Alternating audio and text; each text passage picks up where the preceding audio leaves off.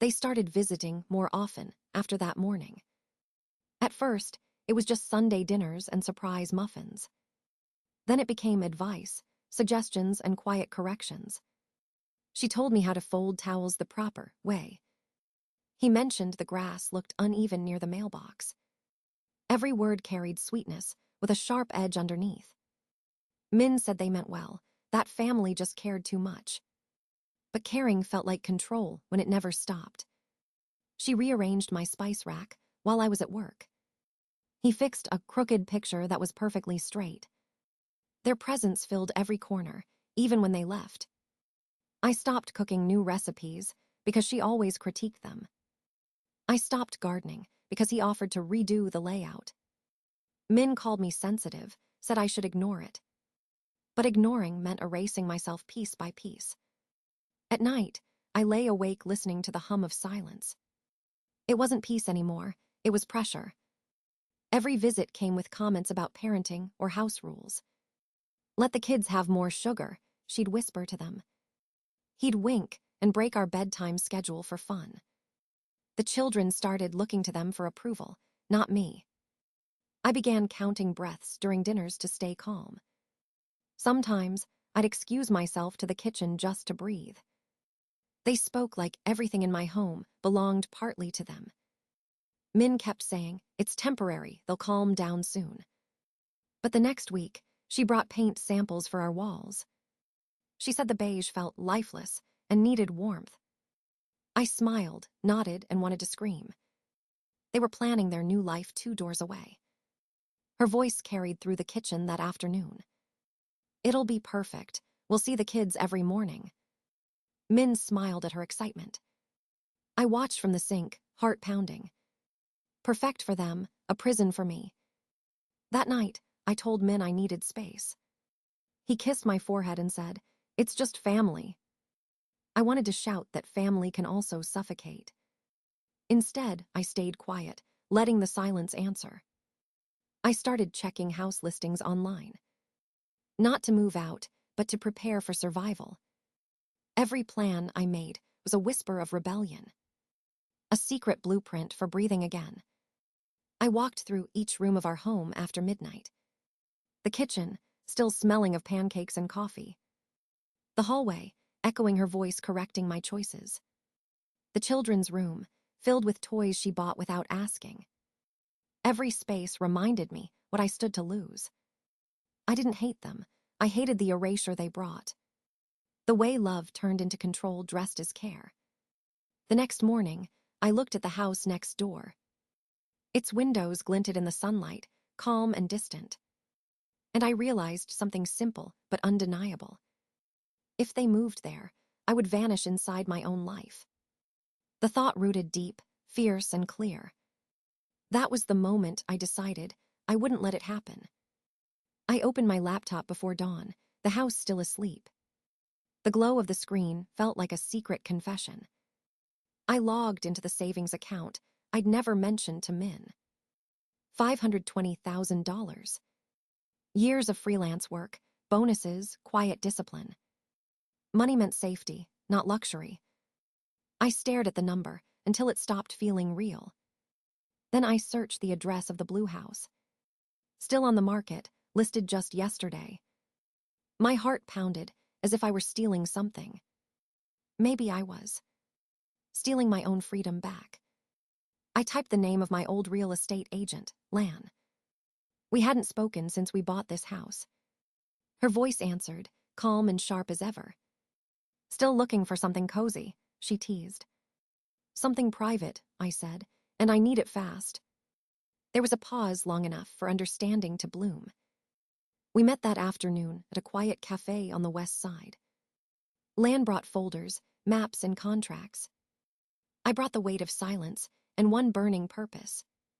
"I want to buy it under a company name," I said. Her eyebrow lifted, but she didn't ask why. "Discretion," she guessed. "Absolute." She nodded once, professional, unfazed. "Do you have a name in mind?" I hesitated, then said softly, "Serenity Holdings." She smiled. "That sounds peaceful." Peace, the word itself felt expensive. I signed the preliminary forms with trembling hands. Each signature felt like building a wall brick by brick. Lan explained the process in clipped, steady tones. Full asking price would close the deal immediately. I didn't negotiate. I couldn't risk losing time. My entire safety fund would vanish overnight. But safety isn't about money when peace is at stake. That evening, I cooked dinner like nothing had changed. Min talked about his day.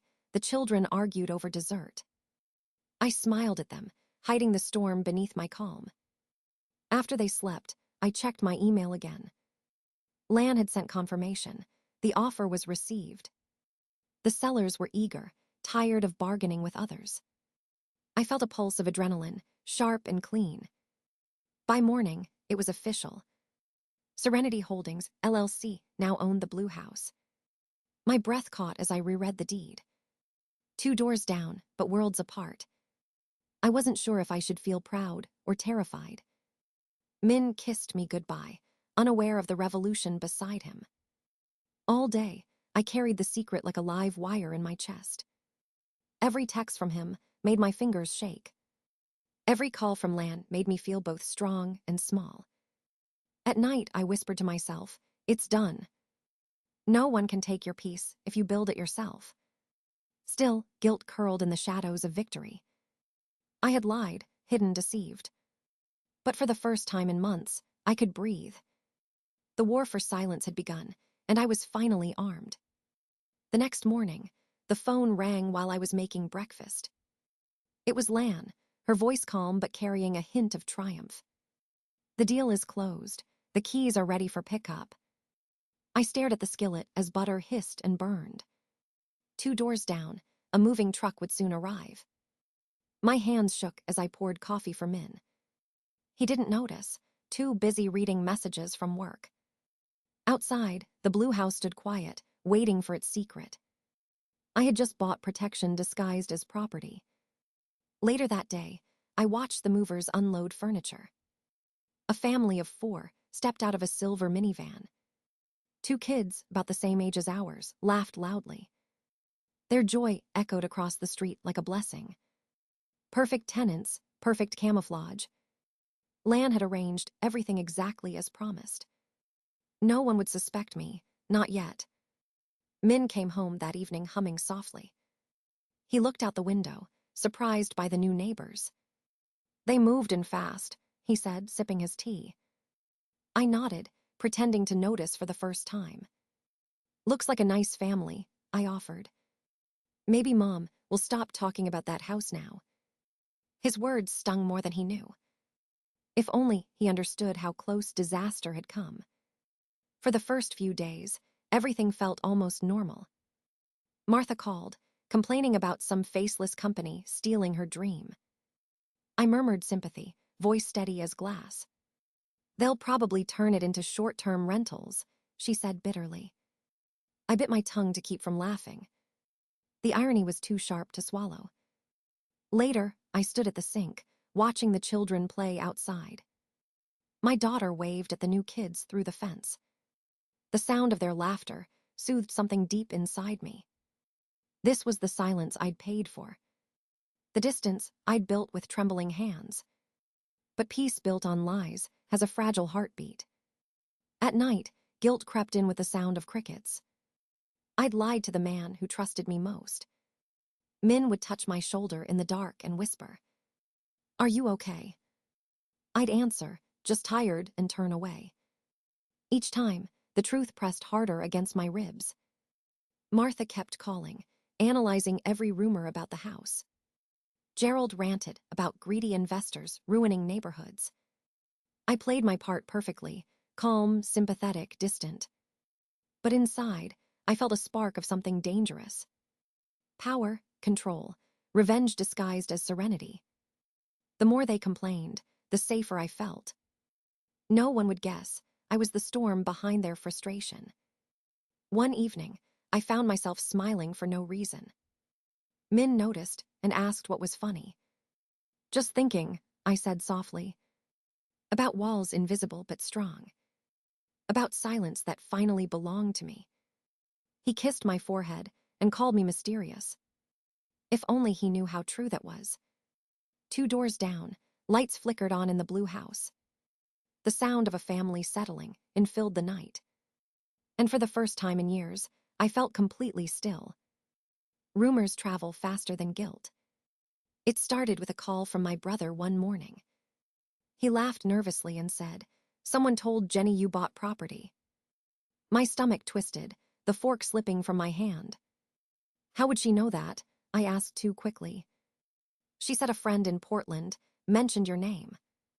The lie I'd built so carefully began to breathe on its own. Secrets never stay still. They shift, they whisper. By afternoon, I was scrolling through old messages with Lan.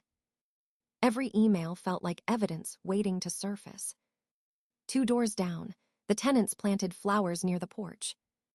They had no idea they were living inside my secret. That night, Min came home early. He looked tired, older somehow. "Mom's been talking about the blue house again," he said. I forced a smile and kept washing dishes. "She's planning to offer more money this time." I froze, the water running cold over my hands. "How much?" "Over market value. She's determined." I nodded, pretending it was just gossip. But panic crawled through me, slow and certain. If they pushed hard enough, someone might uncover the truth. Lan called the next morning with bad news. "The in-laws contacted the property manager directly," she said. "They're trying to meet the owner." My heart thudded against my ribs. "They can't. You know the deal, no contact." "I told them that," she replied, "but they're persistent." Persistent was Martha's favorite word. I hung up and sat in silence, staring at the window. Across the street, her car gleamed in the sun like a warning. By evening, she called me herself. Her tone was bright, too bright. "We're meeting the company next week," she said. "They might finally tell us who owns it." My hand trembled as I held the phone. I murmured polite excitement, then hung up before my voice broke. In the mirror, I barely recognized myself. The calm woman had turned into a strategist. I opened my desk drawer and pulled out the deed. Serenity Holdings LLC, printed in bold.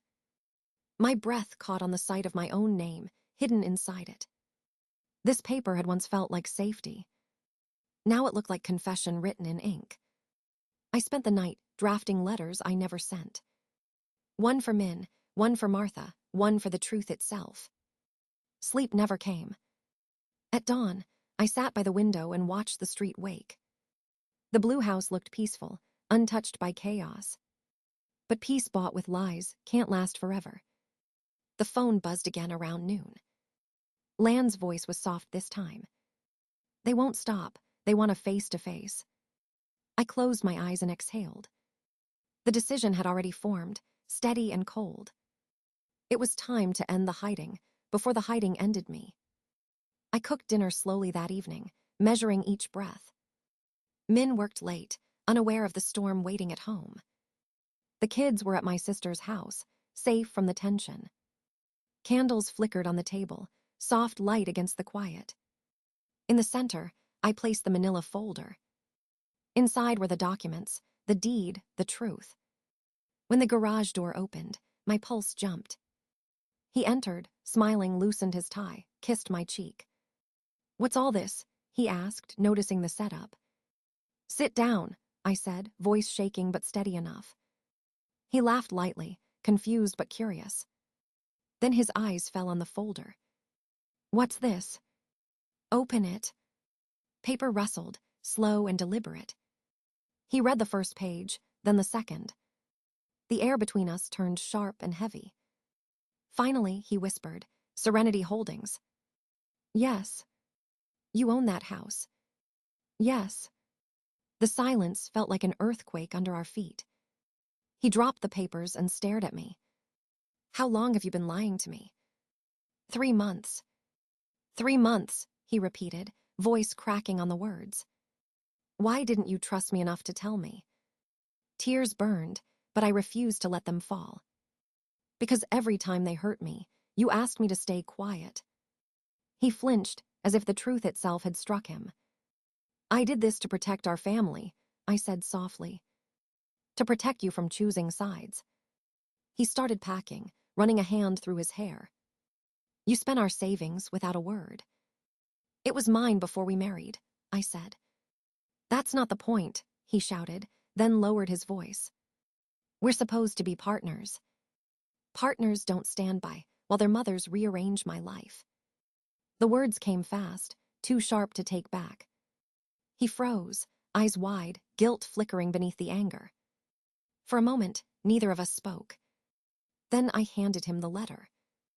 "I wrote this the night I bought the house." He unfolded it slowly, reading in silence. Each line carried my exhaustion, my loneliness, my plea. When he reached the end, his shoulders sagged. "I didn't see," he murmured. "I didn't want to see."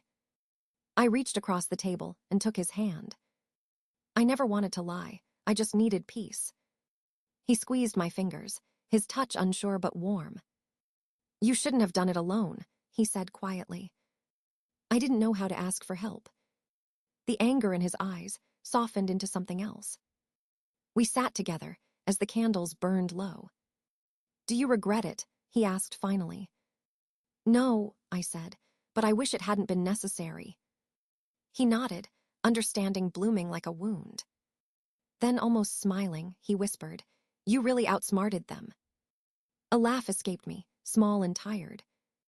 The first sound of peace between us in months. Outside, the blue house glowed under the streetlight. 2 doors down, my secret still stood. But now it belonged to both of us. The next morning, sunlight filtered through the curtains.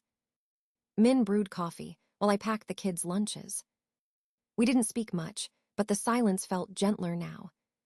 He glanced at me, then said, "We'll handle it together." Those words landed softly, like a promise reborn. Later that week, he invited his parents to lunch. I stayed home, heart racing, imagining every word. When he returned, his shoulders looked lighter. "It's done," he said simply, setting his phone down. "They know the rules now." He had told them everything, except the ownership. That part would stay between us. Boundaries, not confessions. For the first time, I didn't feel alone in the fight. Days became weeks, and the air in our house changed. Martha called before visiting, instead of showing up unannounced. Gerald stopped making jokes about my parenting. Dinner conversations turned calm, almost polite. It felt like learning a new language, respect. The children laughed more freely, unguarded. Even I began to relax, slowly, carefully. The blue house settled into its rhythm of quiet life. The tenants decorated the porch with yellow lights. Their laughter blended with the sound of summer cicadas. Every report from the property manager was clean and steady. Rent on time, no complaints, no surprises. The house had become exactly what I intended, a wall of peace. One evening, Min found me watching from the window. He slipped an arm around me and whispered, "Best investment we ever made." I smiled, knowing he meant more than money. Peace was our true return. Months passed, and small changes bloomed like spring. Martha started asking, "Is this a good time to call?" Gerald sent photos instead of unsolicited advice. During Noah's birthday, she complimented my cake. It wasn't perfect, but it was kind. Min caught my eye and grinned, quiet victory shared. The rules we wrote had taken root. Boundaries no longer felt like battle lines. They had become bridges, built from honesty and effort. Sometimes I still felt the old tension rise inside me. But then I'd look at the children playing freely in the yard. Their laughter reminded me what all this had been for. The blue house glowed at dusk, warm and steady. Its windows mirrored our own, 2 homes at peace. When my brother visited, he joked about my secret empire. I laughed, but my heart stayed still, content. We had turned chaos into quiet, fear into strength. Later, Min and I sat on the porch swing. The night hummed softly around us. Across the street, his parents waved before driving off. No arguments, no tension, just space and grace. He reached for my hand and said, "You were right." I leaned against him, eyes on the glowing house. "This was never about revenge," I whispered. "It was about protection." The swing creaked, the stars came out, and the world felt still. Peace, at last, didn't need to be hidden anymore. 6 months later, the street looked softer somehow. The maple trees swayed gently in the afternoon light. The blue house glowed behind its new garden fence. Children's laughter floated through the quiet neighborhood. Martha and Gerald now lived across town, content and calm. They visited with gifts, not opinions. Conversations turned light, filled with laughter instead of tension. The air inside our home felt wide and open again. Min worked near the window, humming softly. The kids painted at the kitchen table, messy and happy. I watched them, feeling peace settle like sunlight on water. Sometimes silence does more than words ever could. Boundaries, once born from fear, had grown into strength. The house next door still stood like a secret guardian. Every evening, its lights flickered on, warm and steady. Min joined me on the porch, handing me a cup of tea. He smiled, quiet and sure. "You built this piece," he said. I shook my head. "We built it together." The night deepened, calm and endless. Two homes, side by side, breathing in harmony. And in that stillness, I knew the war was finally over.